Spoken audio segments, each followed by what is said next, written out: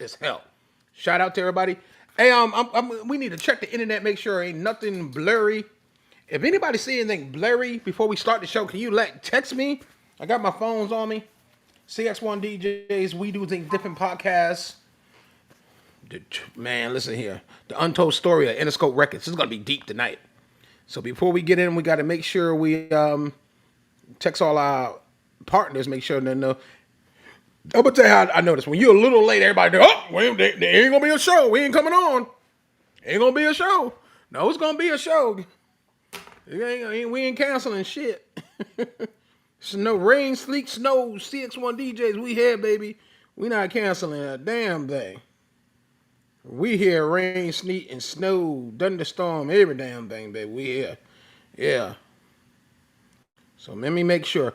I need everybody to do me a favor. When you check in, DM me if you're a part of Cx1DJs. I know you're a part of Cx1DJs. We was only 4 minutes late, all right? So DM me and let me know you here with Cx1DJs. Hold on for a minute. Let me send my text messages to my people. Shout out to Julia Simmons watching us on Roku. That's what I'm talking about, Julia Simmons. We gonna start in a minute. We got everything ready too. Shout out to Interscope Records. Shout out to Universal Music Group for giving us all the information and the clearance to use the audio tonight. Shout out to everybody that when I do these events, these shows, that people actually support it. Shout out to all the major labels. Shout out to all the regular execs. All right, because we really doing this shit. I mean, we really doing it. So let me see who this is right now, and we're gonna take our time with it. And don't worry. Shout out to T-Cap, the vice president of Cx1DJs. DJ Money, are you in here? Or you in here yet? Because I know Money was kind of sick. He was under the weather. I'm gonna talk to my Skeletor. Hey, do me a favor. Go ahead and see if that's clear. It's clear. It's blurry. No, we don't need blurry. We don't need blurry at all. We don't need blurry at all. We got to figure out what's going on with this camera here. We don't need blurry at all. Not at all. So, no, we don't need blurry at all. We don't need blurry at all. So I'm seeing if. Okay, I'm gonna have to switch cameras. I think I'm gonna have to tell my engineer tomorrow they have to change the camera because I think the setting on one of my cameras is wrong. Shout out to DJ Money, the president. We got the DJ Money is the president. T-Cap is the vice president. Am I clear, y'all? My engineer just told me I'm blurry. I don't like blurry. But we can't stop the show, so this is a problem I'm gonna have to fix tomorrow before we get Punkafoot on here. So let me see something, y'all. Hold on, everybody, hold on. I do not like blurry. Hold on for a minute, y'all. Yeah, this look blurry like the other show we did. Hold on for a minute, y'all. Hold on, I think it's got something to do with the lighting. Yeah, this look blurry like the other show we did. Hold on for a minute. Hold on, y'all. Hold on, this got something to do. Hold on, I think it's got something to do with the lighting. Yeah, this look. Hold on for a minute. Hold on for a minute. Hold on, y'all. Hold on. All right, well, I think it ain't that blurry. Hold on for a minute. I'm clear. Thank you. Yeah, I think it was the light, bro. I think this light I got in here is making me a little blurry. Thank you. Yeah, I think it was the light, bro. All right, we're gonna make sure we good. I look sexy. Any ladies looking at me? I mean, shit. Thank you, DJ Money, the president. I gotta get my damn shit together here. Any ladies looking at me? I mean, shit. Thank you, DJ Money.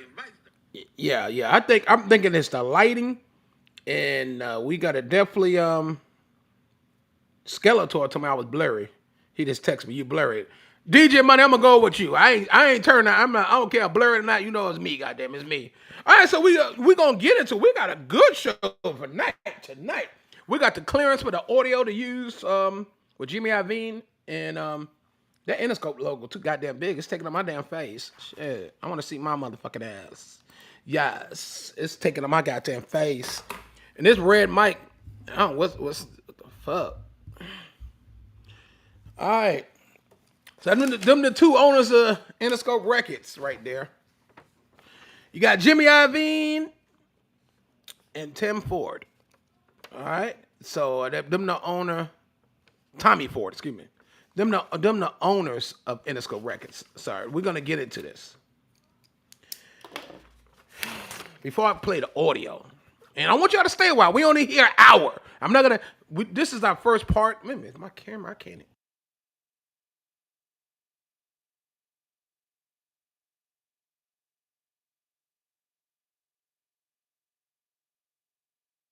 We're gonna be doing chapters. Excuse me, even like I did with the Def Jam story.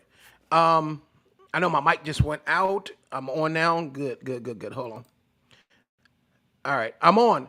All right, good. I'll make sure the mic's on. All right. So we're gonna do chapters of this Interscope thing, just like we're gonna be doing Def Jam and the Archer Harrell story. So I want everybody to understand this is gonna be ongoing. We introduce you to the true stories, but we also gonna be ongoing with it. But the ongoing part is gonna be behind the scenes, and you'll see we post the videos later. So this is pretty much the introduction of what we're gonna be doing. This mic right here, you touch the mic, the motherfucker go off. So I gotta make sure this touch screen mic and shit. Hold on, y'all. You gotta be real careful. You gotta be real careful with this fucking mic right here. To make sure my vocals is up. I never, hey man, I never heard of a touch screen mic until I bought the motherfucker. I'm like, how the fuck? Shit. Hold on, yeah. Click edit that. Open this. I like, share, subscribe. If you're part of Cx1DJs, we do things different, family. I need everybody to like, share, and subscribe. Make sure you do that to boost up the channel. Now, before we start the show tonight, Interscope Records was started. Get my notes here. And Interscope Records was started in 1990 by Jimmy Iovine and also Tommy Ford. Tim Ford, Tommy Ford, whatever. Y'all get it. And it was started in 1990. Actually, Jimmy Iovine was working with a lot of other people in the industry before he started Interscope. So he's working with CBS Records back in the early 80s. And he did not graduate. Jimmy Iovine did not graduate he didn't graduate out of high school. Don't have a high school diploma. Don't have a college degree. So if anybody tell you can't be something unless you have a college degree, it's some bullshit. This man he started a beautiful, well-named, well-populated, well-respected label without a college degree. Where people do that at? Everybody's saying you gotta have, you gotta go to high school, you gotta graduate. This dude didn't even graduate out of high school. His father used to tell him he's gonna be a failure. How many of you people that grow up in the hood and your family tell you ain't gonna make it? You ain't gonna be shit. You ain't gonna be nothing. So Jimmy Iovine's father told him he's not gonna be shit. And I got the whole report here. We went deep. This is the true story, the Untold story of Interscope Records. And none of this shit is allegedly, all right? So when you have a person telling you ain't gonna be shit, and then you start a multi-billion-dollar company, and you are responsible for a lot of people's careers, nobody can stop you. So I'm gonna gladly play this audio respectfully, and I want you to hear some of the beautiful things about Jimmy Iovine. Let me see. I'll get it up here. I'm gonna pull it up real quick, y'all. And thank y'all for coming tonight, man. We appreciate it. Yeah, I really do. I'm gonna turn this down. I want everybody to like, share, subscribe, invite more people in. This is a big show tonight. I'm gonna invite more people in here. I mean, if y'all can do that, I appreciate it. But show the love. Invite more people in here. I'm gonna, before I get into the juicy, share, subscribe. Before I get into the juicy stuff, I want y'all to invite more people to the live. I really appreciate it. It really shows respect and love.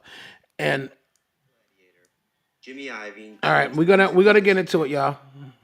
Y'all know, because we want to hear an hour. From recording engineer to record producer to label executive, to headphone magnate to streaming gladiator, Jimmy Iovine changed the music we listen to and then changed how we listen to music. This is his blueprint. I want y'all to pay attention.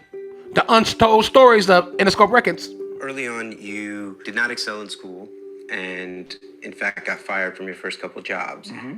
At a certain point, though, something changes inside you, and all of a sudden, the work as an engineer starts to stick. What happened? I had a lot of insecurities and a lot of fear. And I was one of those guys like, oh man, I hope they don't hit the ball with me. You know? When I got to the studio, although I got fired from my first 2 jobs. He got fired. Listen here. Let me pause that. This man got fired from 2 jobs. He didn't excel in school. My investigation, he didn't graduate out of high school. All right. Jimmy Iovine is older, in the 70s, almost 80s.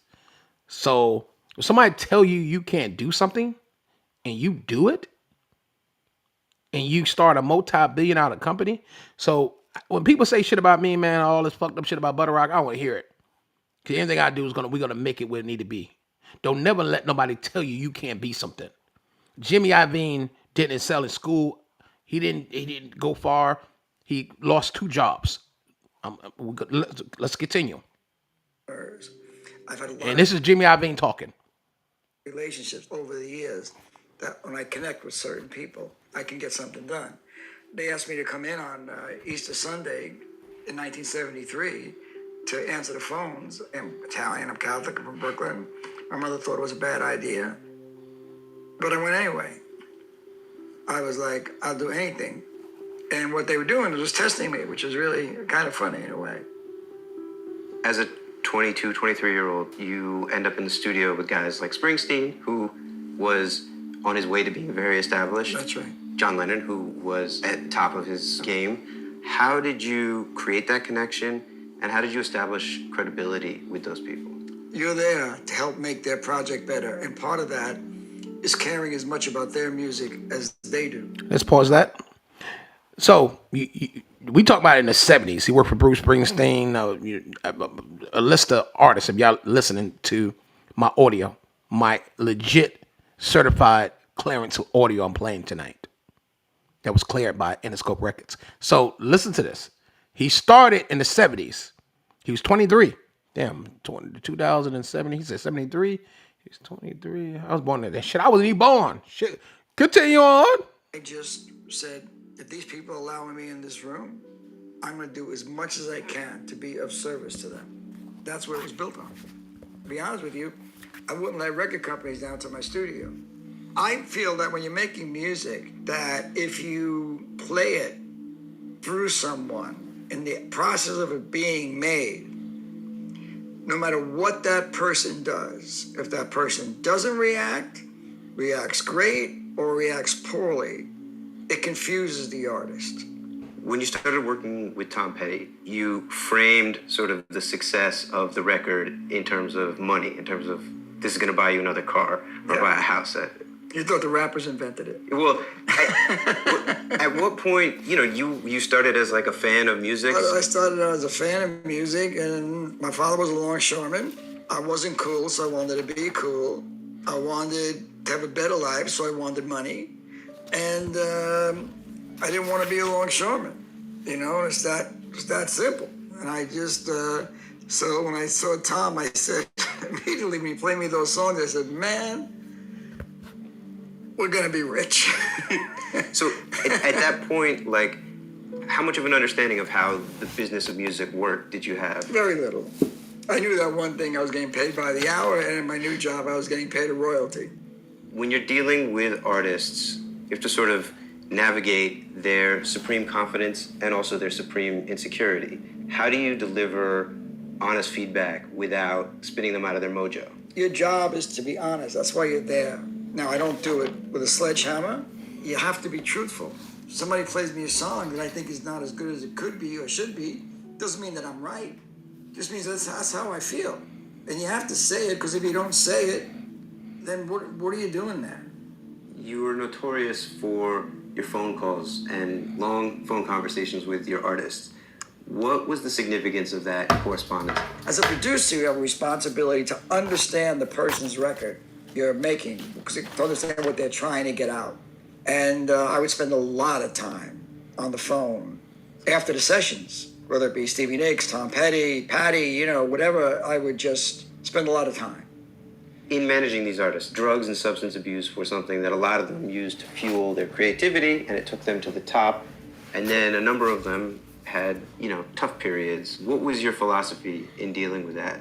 Well, see, one, I'm a producer and a friend, right? I do everything I possibly can. But what I've learned when you get older and it happens close to you and it happens around you enough, you realize that these people are responsible for their own sobriety Exactly. and their own lives. You could just do so much.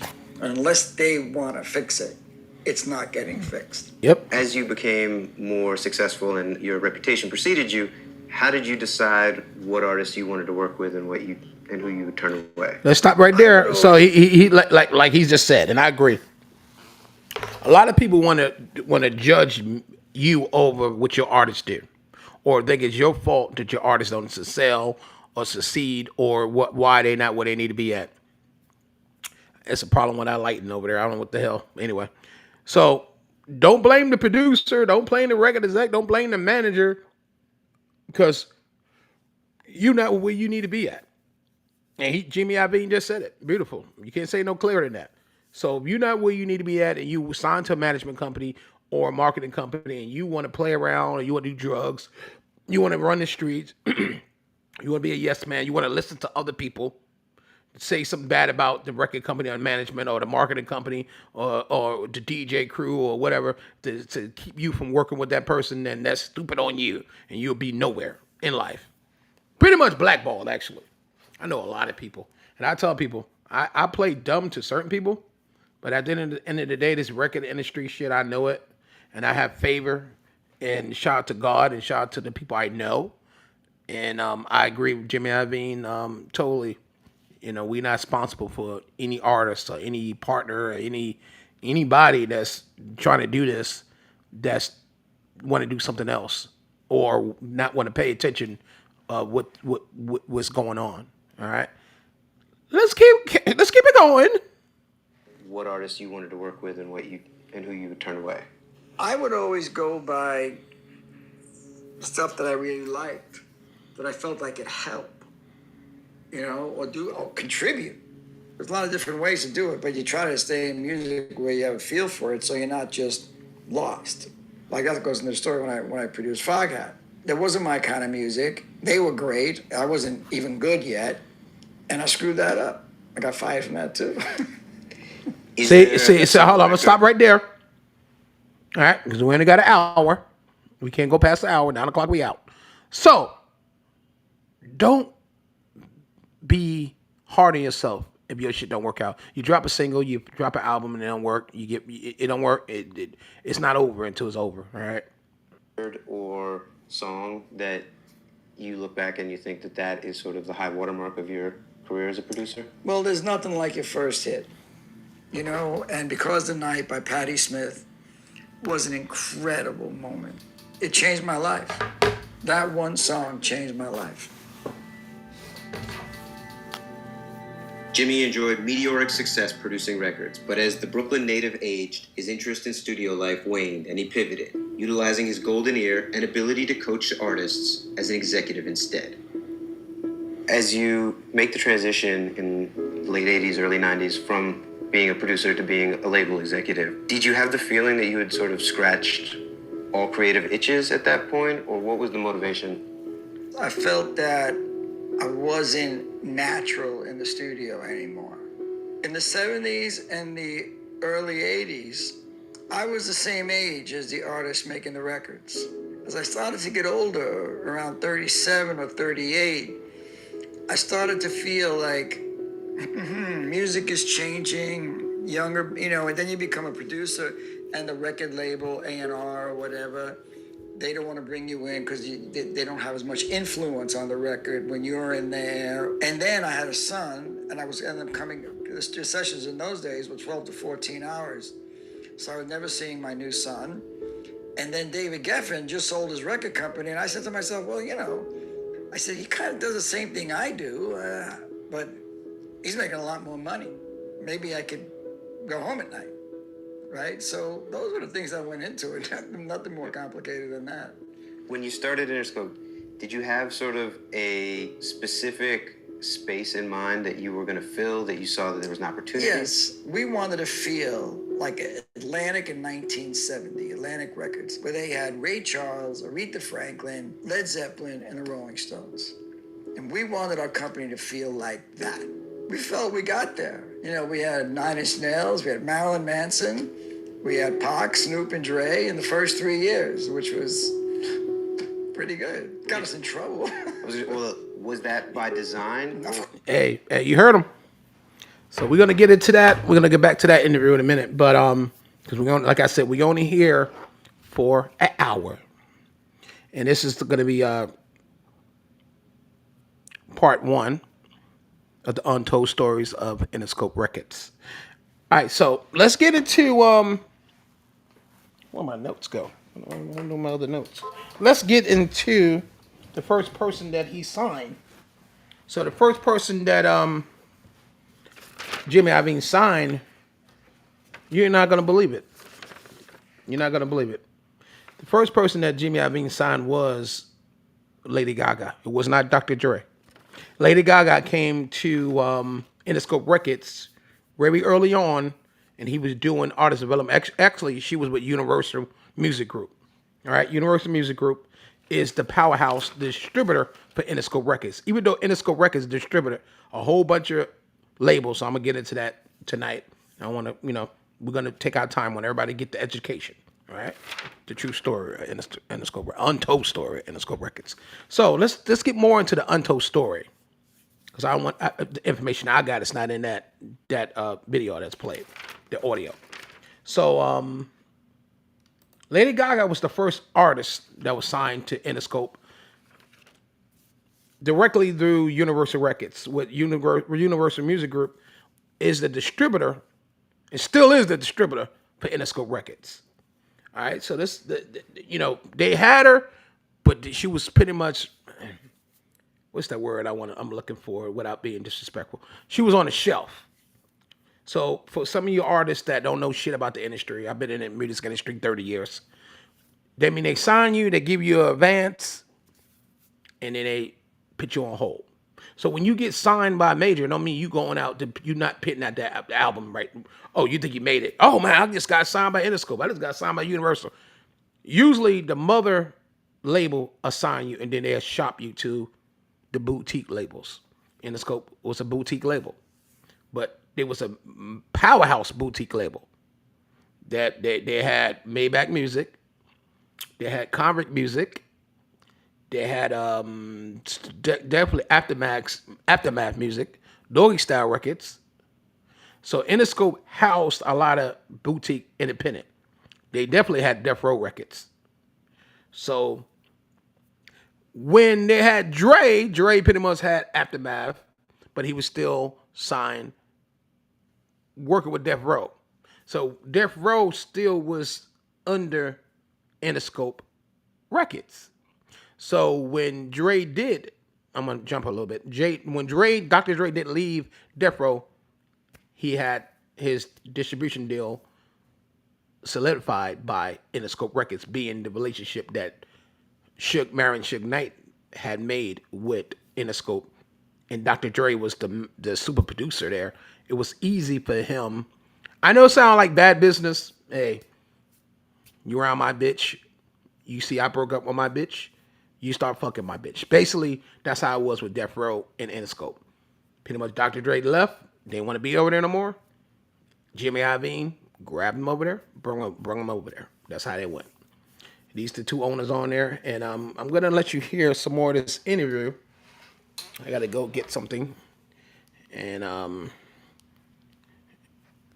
want to play this while I'll be right back, y'all. Of course not. Are you kidding? Again, I come from a place where the artists get to do exactly what they want and no compromise.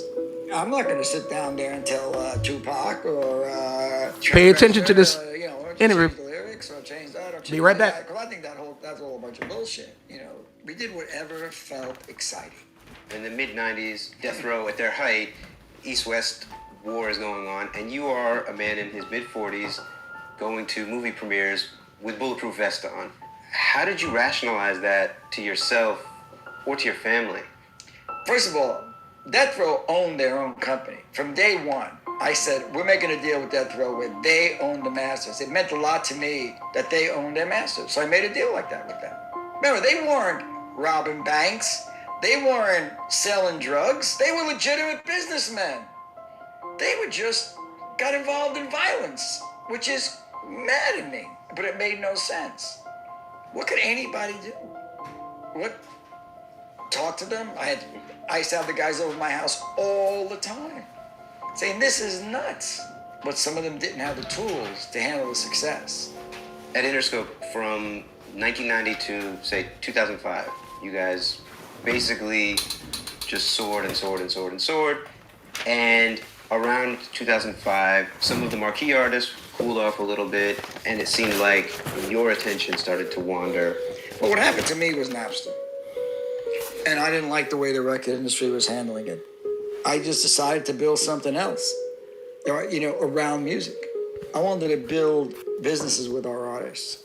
And that's how Beats got started. What part of building that business did you find creatively fulfilling? Oh, All right, we're gonna pause it right there. He's gonna get into Beat by Dre's, and we're not to that part. Actually, I'm gonna get there. So Jimmy Iovine left Interscope. He pretty much sold it or resigned, and his, Ted Ford, he pretty much took over. The other guy here, that's Ted right there. He took over after Jimmy Iovine left in 2014. All right. And he left to go work for Apple Music. That's when he went to Apple to do the Beat by Dre through Apple. So you got him and Dre landed a big old deal with Apple. All right. So he left Interscope. Jimmy Iovine resigned. Ted pretty much took over it in 2014. So that's what they was about to get into. So I'm not going to jump into that real quick. And shout out to Interscope for that audio. And shout out to Julia Simmons for staying on top of me. All right, so you see Ted and you see the two founders, Interscope and Ted Ford there. So the owners of Interscope Records. So we're gonna move this over here. Let's get the picture out the way. Totally out the way. I'm gonna try to delete it real quick. Delete that. Because last time I had it there and it was messing me up. All right, so what we're gonna do? We're just gonna get into Dr. Dre's Snoop. So let's be honest. I mean, the audio that I got from Interscope Records that I'll just play for you is going to be watered down to the point to make Jimmy Iovine and the other founder of Interscope look good. So it's gonna make them look the part.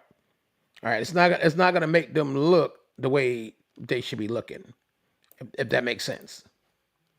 Hope that makes sense. So them are the two founders of Interscope Records right there. So let's get to the meat and I did it on Jarrell. I got to do the Jimmy Iovine. Let's get to the meat and butter of this shit because it's let's be honest.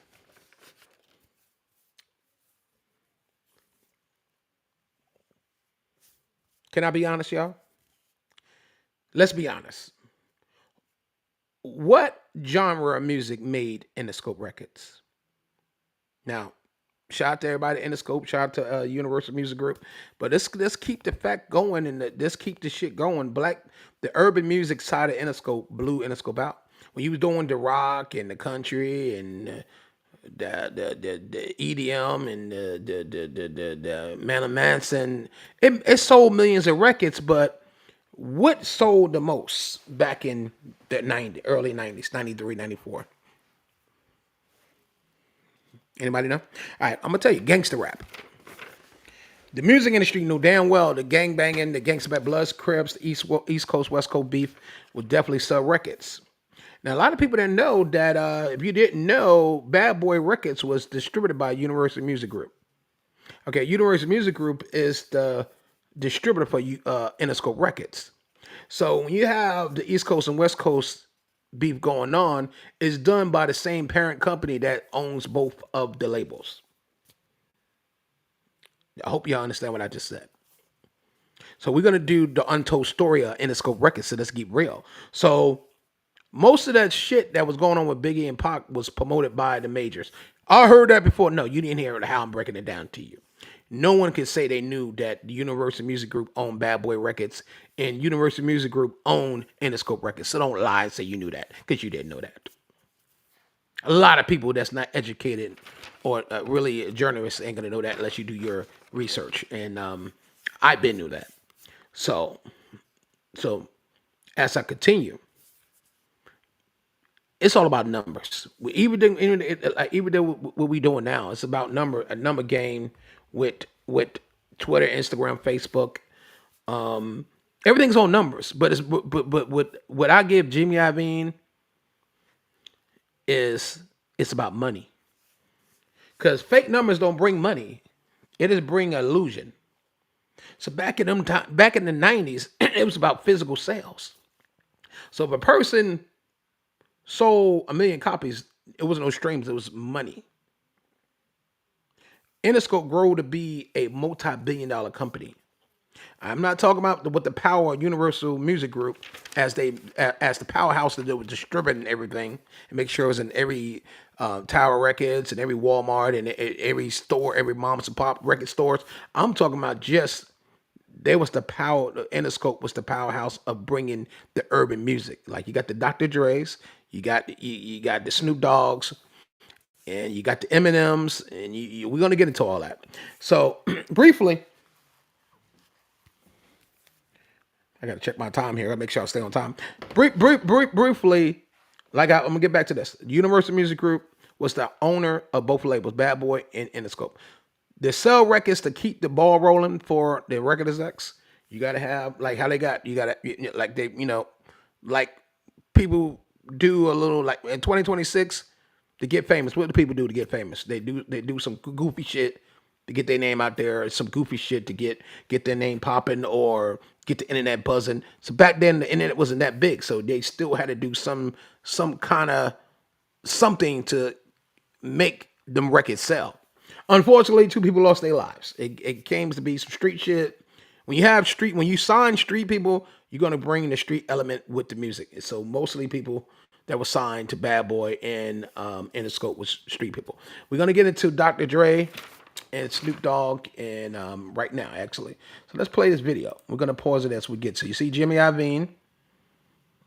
You see the guys there. Let me try to blow this up if I can. Hold on 1 minute, y'all. Yeah, so you see Jimmy Iovine. I'm the founders of Interscope Records. You see them very clearly. Now, as I continue to talk, I really believe they say culture vultures. How many people? You don't got to post it now while we live, but later on, my viewers, because it's going to get heavy promotion. How many people think these 2 gentlemen here that own Interscope Records is culture vultures? Culture roaches. Culture roaches. Now, I cover the news on the Untold Stories is my platform, and I just believe without the urban division of Interscope Records, it will not be big as it is now. Without the beautiful producer Dr. Dre bringing his element of Death Row Records and also marrying Suge Knight for starting Death Row Records and having some of the heavy bangers that he had there. So you gotta understand, it didn't just start with Dr. Dre. Marrying Suge Knight, Death Row Records pretty much made the urban division of Interscope Records. Period. There's no other way to put that. There's no other way to put that. Now, if you guys have another way to put it, let me know. So we're gonna go back to Snoop Dogg and Dr. Dre here. So you see Dr. Dre. The Chronic was the first album made on Death Row Records, distributed by Interscope Records. All right? These 2 gentlemen, Dr. Dre, Snoop, The Chronic was the most top-selling album, sold over 40 million units in the U.S. only. We're not talking about overseas. 40 million sold in the U.S., in counting. That's beyond double platinum, y'all. We talking about 40 million just in the U.S. in less than 30 days. Under Death Row Records, distributed by Interscope Records. Snoop Dogg also went off and did his own thing with Dogg, with Death Row. And even when Dr. Dre left, Snoop continued to be over with Death Row and Tupac and stuff like that, and many more. So these two gentlemen here with Death Row Records made Interscope. Hands down. I don't want anybody to deny that. We talking way before the other people that came along from the 70s. Interscope was not a hip hop label. Interscope now, we talk about the beginning. We got more parts of this, but we talk about the beginning of Interscope. You did not know nothing about Interscope until these gentlemen right here was signed to Interscope. So the next phase of Interscope, you got Eminem. Okay? You got Aftermath. Once Dr. Dre leaves Death Row Records, that still is with Interscope. He leaves Death Row Records and he start, Dr. Dre starts Aftermath, all right? His first artist on Aftermath is Eminem, all right? It's Eminem. Eminem comes there and blows the house down. Detroit rapper Eminem dominate the music industry. No one can doubt this beautiful talent, Eminem. Caucasian brother, definitely have his issues with racism. We heard about it over the years, but we talk about the true untold story of Interscope Records. Without Eminem, a lot of people wouldn't be here. So Eminem dominate the charts, dominate the music industry in the 90s, in the early 2000s, and guess what? He made his mark in the hip-hop industry. He made his mark with the major labels. He made his mark on the industry, period. R&B, hip-hop, gangster rap, alternative. He won multiple Grammys, American Music Awards, BET Awards. He's not even black, won BET Awards, so that's crazy. But he deserved it. Multiple Freestyle Fridays. This guy is a real MC. Over the years, his music changed a little bit, but once, of course, started Shade 45 on Sirius XM. He continued to bless a lot of people in this industry. He continued to provide jobs for a lot of people in the industry of color. So if we talking of color, this guy put more people in position than more black people put in position. So hands down to Eminem, that got his start on Interscope Records, Aftermath Records. But we can't forget Dr. Dre that gave him a start, a black man. All right? So, all right, Eminem is in the door, y'all. He's in the door. He's doing his thing. He brings Thirsty, Hungry mixtape artist 50 Cent to the building. 50 Cent comes there, destroy the industry just like Eminem did. He has something to prove. Coming out of Queens, New York, and under the Interscope umbrella.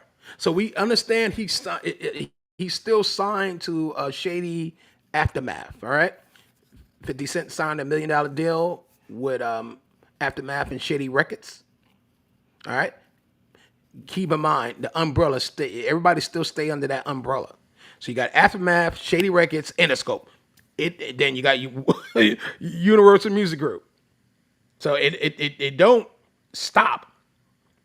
It don't stop, ladies and gentlemen. You got Aftermath, Interscope, Shady Records. All right, 50 Cent got the deal with Shady. Then he started G-Unit Records under Interscope, under the Aftermath Shady Records umbrella, and built G-Unit Enterprises. And y'all know what 50 Cent is now. He's one of the biggest TV production. This man's the guy from Power. 50 Cent is the man now. But it started from Interscope, started from Aftermath, started from Shady. I want everybody to understand the untold story is to break down the history of how it started. Not really when it ended, how it started. So big up to Eminem and big up to 50 for that. So They definitely it's still 50 Cent still making power moves, and Eminem is still helping people, but achieve they world. So we're gonna get back. We're gonna get into keep the ball going. We got Lady Gaga here. So Lady Gaga, I'm gonna keep the screen big, so I want these people to look real big here. So Lady Gaga, she she was a Universal first. Like I said, she was the first artist that came to Interscope. She was a very young artist at the time, like 89, 90. Keep in mind, Interscope was started in 1990, so she was signed to Universal in 1989. Lady Gaga, very young. Let me tell you the story about this. So Universal Records kept her on the shelf. Then Jimmy Iovine, once he started Interscope, he signed her in 1990. But keep in mind, like I said, don't I want y'all to lose touch with me. She was already signed with Universal Music Group in '89. All right, at a very young age. They didn't know what to do with her. So she was with Interscope. All right, stayed on the shelf. Y'all don't forget this. She stayed on the shelf all the way into about I'm gonna tell you, man, this is no 2004. And then they start working with her in the studio. 2005, 2006, she got hooked up with Comic Music, Akon. All right, so Akon was executive producer on some of her stuff, but she still was signed to Comic, really Interscope Comic, and Universal Music Group. And from there, she blew up. I'm not gonna say it had anything to do with Akon. It had a lot to do with the powers could be, God, and her beautiful talent. But Akon was actually on fire at the time that he produced a couple of her songs. So pitting a good talented artist with another artist that's already hot is what any major that got sense will do. So kudos to Lady Gaga. And her career is blushing, is beautiful, and I love Lady Gaga. And keep in mind, she's with the powerhouse label first, Universal Music Group, which is the owner of Interscope Records, Geffen, and Atlantic, and we could go on and on. All right, so we're gonna move on to the next artist. And shout out to Lady Gaga, we love you, and keep up the good work, Lady Gaga. And then she also working on a new album too. So the first artist, one of the artists was with Interscope in the '90s. I won't say first, but was with Interscope in the '90s was YouTube. Okay, hold on, I gotta fasten that back up. It went off too quick. Okay, so YouTube was signed with Interscope in 1991. You all know what YouTube is. It's a good rock group, heavy metal kind of stuff like that. So they got their start with Interscope, and they still was under the Universal umbrella. But of course, the Universal gave them to Jimmy Iovine, and YouTube was one of the biggest artists in that time. And we're talking about 89, 90s, mid 90s, early 2000s. Sold over 50 million records worldwide. And shout out to YouTube and YouTube. And shout out to Interscope Records for the beautiful talent. Yeah, so what I'm going to do, I'm going to go back here and let y'all know that, all right, there we go. Beautiful talent, y'all, beautiful talent.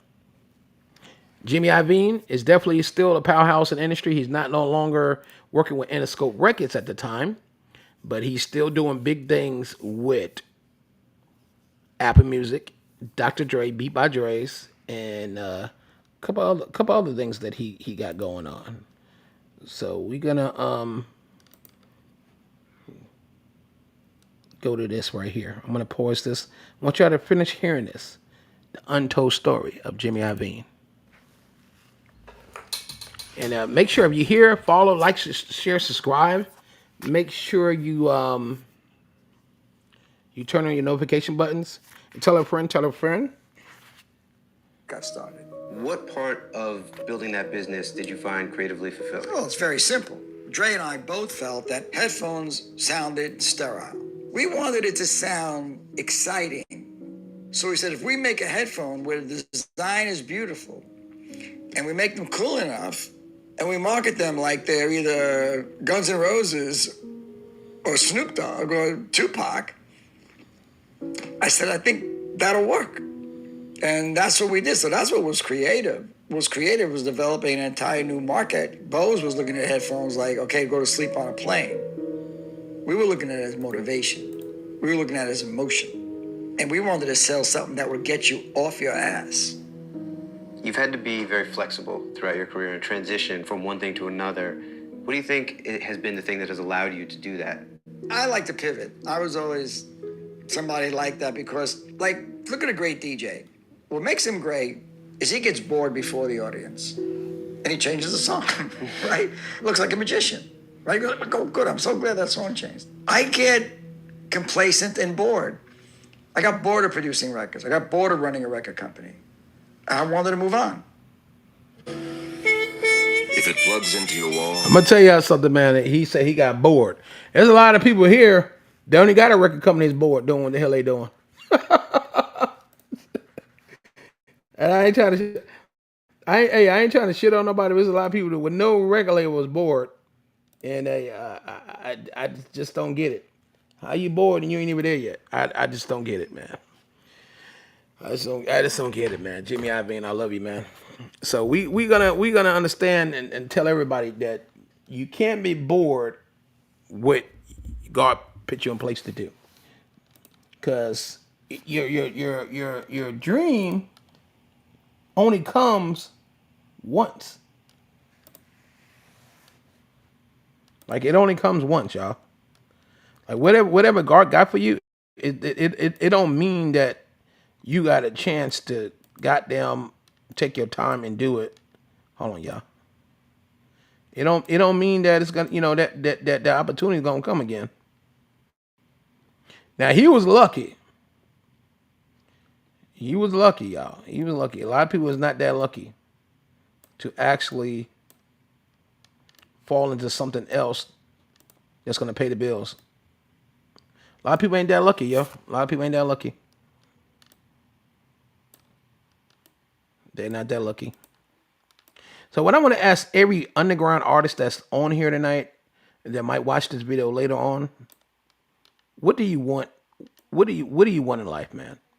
Like, really, I could tell you what happened before you got in the industry, but really what you want to do. Do you want to play with your career, or do you want to really do this? I mean, really, because this right here is something that you got to really want. It's something that you got to really want, and you got to want to spend time in it, because everybody don't just make it overnight. It don't happen overnight.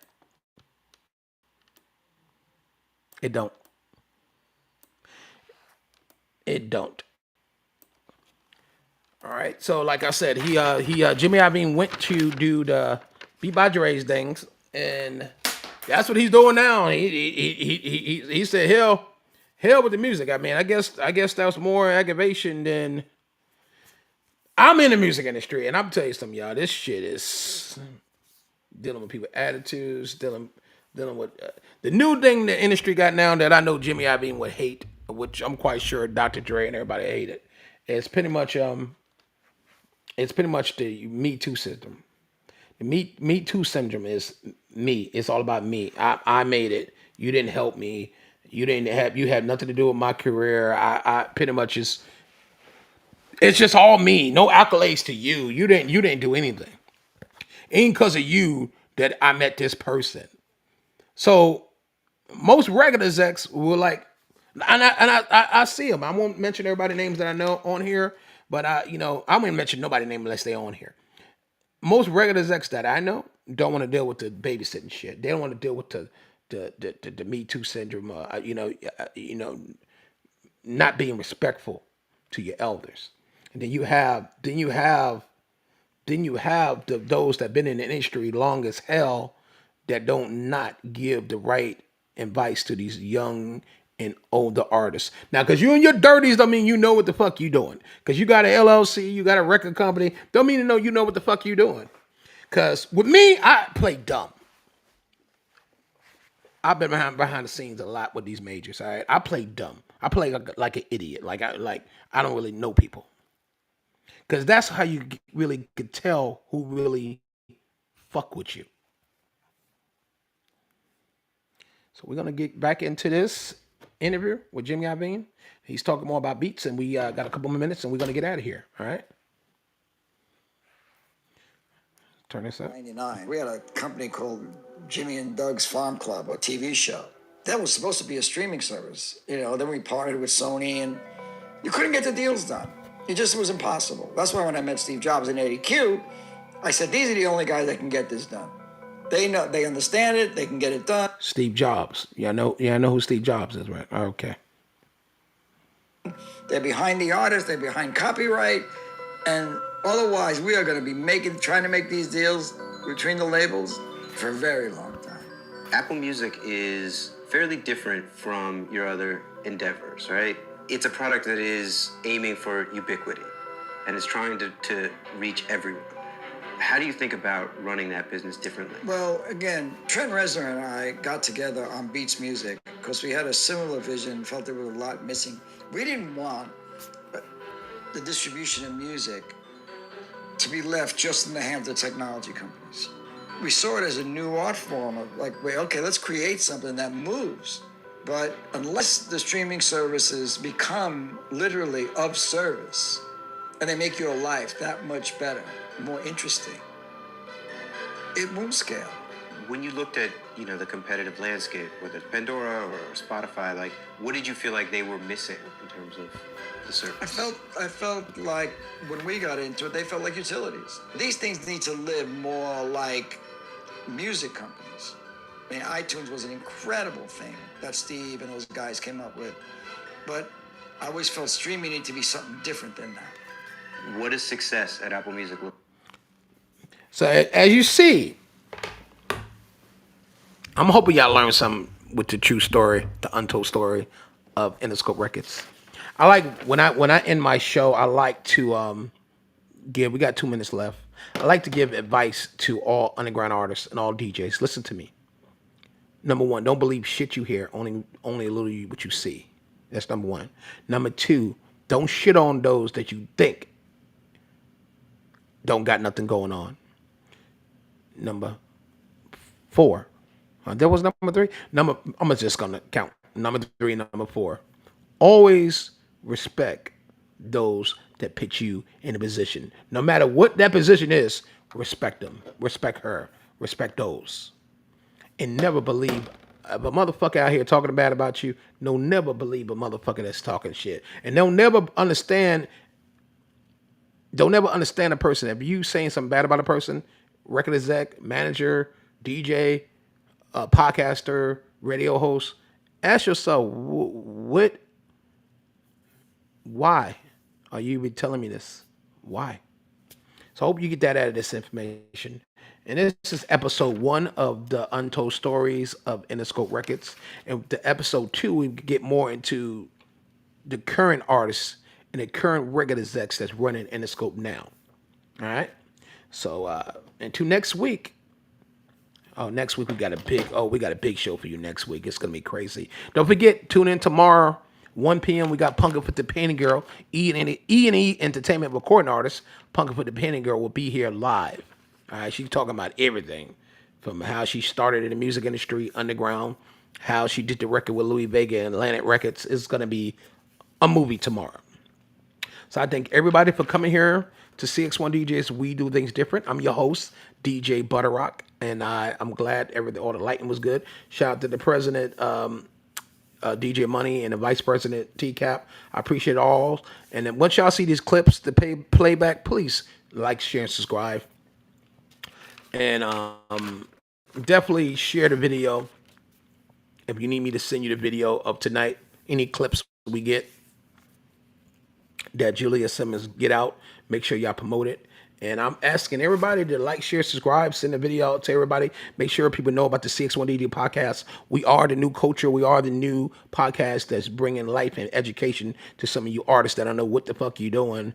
And this is an uncut show. And all today's show was licensed. All audio is licensed, and information was done by our PR, Julia Simmons, and Interscope Records and Universal Music Group. So we wanna thank everybody for coming tonight. And if you need me, DM me or call me, and I'm gonna just tell everybody have a great night and God bless you. Peace. If you came in late, it started at 8 p.m. All right, peace and love. Come back tomorrow at 1 p.m. We got Punk Up with the Pen and Girl live interview on here on the Cx1DJs. We do things different podcasts. Peace and love.